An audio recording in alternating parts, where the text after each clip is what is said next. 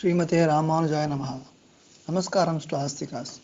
Over the last 3 days, we have been learning about the suo motu public interest litigation by the Honorable Madras High Court against ASI and HRNCE. Some of the Astikas who had listened to the broadcast had contacted me through email and asked me why I am sharing this information. Firstly, my thanks to all those who asked this question. This is a very important question, and I am sure many of you are wondering about this as well. This broadcast is to help us understand about our temples, the services that we are supposed to do to the temples, and to know about our responsibilities in protecting our temples. On one side, we will look into what Agama Shastras say, and on the other, we will understand what kind of rights are provided to us, Astikas, by our Indian constitution and the laws of the land. Also, we see that we are unable to discharge these duties for various reasons and that we are struggling to find a way out of these difficulties to fulfill our responsibilities towards our temples. As we saw yesterday, in the guise of renovation, the Hindu Religious and Charitable Endowments Department are damaging, demolishing, and altering our temples in a large scale. Just like we lost the knowledge about agamas when the temples which were once educational institutions ceased to exist, the educational system, our social system, and political reasons keep us ignorant of our rights, which is given to us by our Constitution of India and various laws. These two sides of the same coin needs to be understood together if we were to protect these temples so that the coming generation can benefit from that. If the current situation continues, then our temples will only appear as parks for the coming generation. The purpose of this broadcast is to highlight such a danger. Why should we know about this is a question that follows naturally. We Astikas go to temple every day. We pray our beloved God in the temple.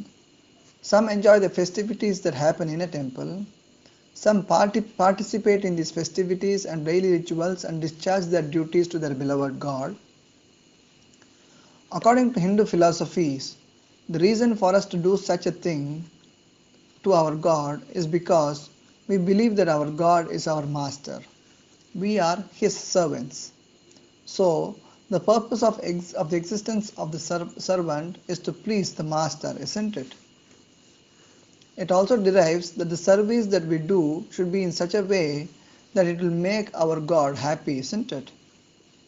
How should we perform our duties if we had to make our God happy?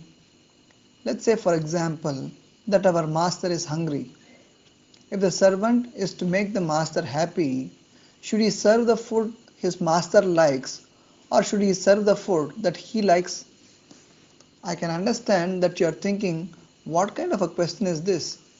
Isn't it obvious that in order to make our master happy, we have to serve the food that he likes?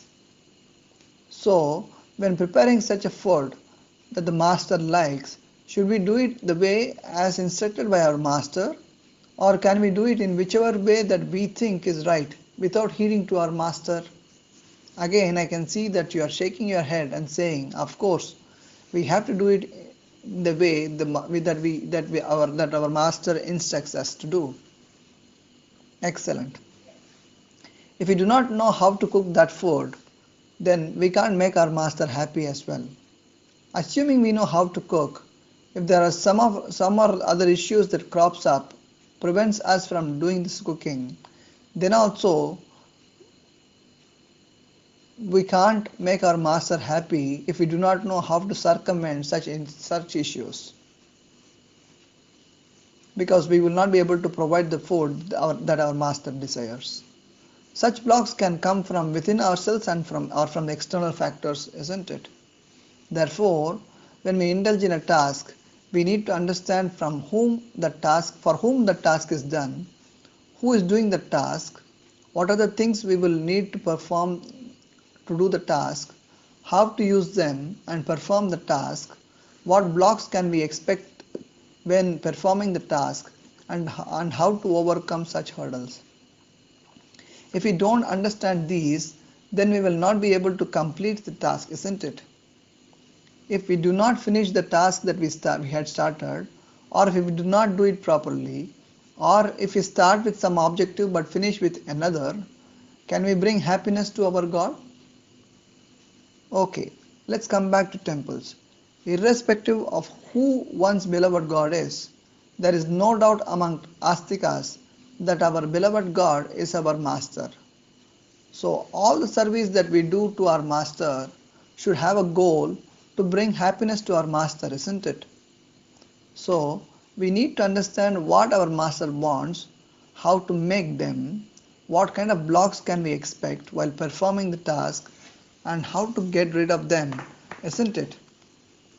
As far as temples are concerned, Agama Shastras clearly teaches us from a spiritual perspective on what to do to our beloved God, how to do that, when to do that, where to do that, what kinds of blocks can one expect, and how can one overcome these.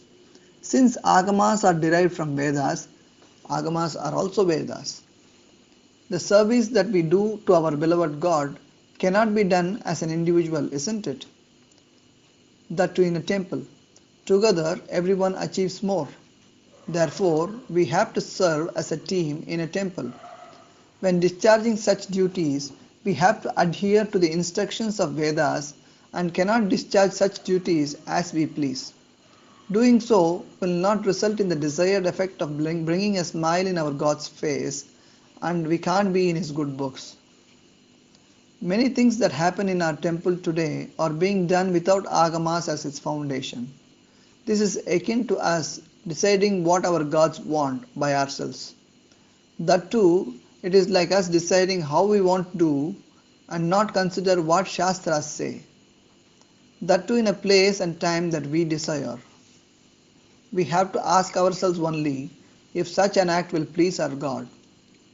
If we are discharging a duty, then if we do not satisfy our God, how can we get the results that we desire?